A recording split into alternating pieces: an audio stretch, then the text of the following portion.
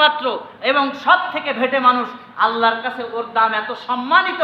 আল্লাহ ওর আজান বলেছেন এবং আপনাকে এলান জারি করেছেন, আপনাকে নোটিশ দিয়েছেন, যতদিন হযরত বেলাল বাঁচবে এই মক্কায় আর যেন কেউ আজান না দেয়। সুবহানাল্লাহ বলে।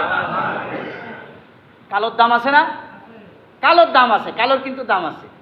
আবার দেখেন না, কাবার গায়ে একটা পাথর লাগানো আছে, হাজরে আসওয়াদ। পাথরে চুমা দিলেই গুনাহ মাফ, কিন্তু পাথরটা বিশ্রী রকমের কালো।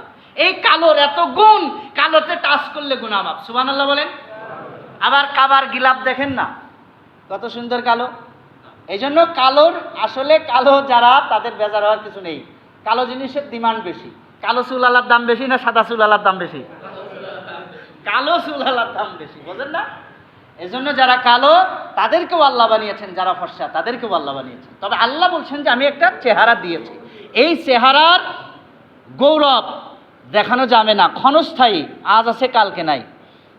একটা আল্লাহ না করে একটা অ্যাক্সিডেন্ট হয়ে যেতে পারে, আপনার চেহারা বিকৃত হয়ে যেতে পারে, নষ্ট হয়ে যেতে পারে, পারে না?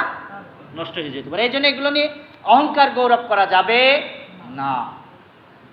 তৃতীয় নম্বর আল্লাহ তাআলা বলছেন যে মানুষকে সন্তান দিয়ে পরীক্ষা করে থাকি। সন্তান কাউকে দিই, কাউকে দিই না। কাউকে শুধু ছেলেই দিই, মেয়ে দিই না। আবার কাউকে শুধু মেয়ে দিই, ছেলে দিই না। এ কেরামতি কার বলেন? আল্লাহ। এখন কেউ যদি বেজার হয় মেয়ে হওয়ার জন্য, তাহলে তার উচিত হলো একটা মেয়ে নিজে কাদা দিয়ে বানাই না, নাকি? বানানো সম্ভব?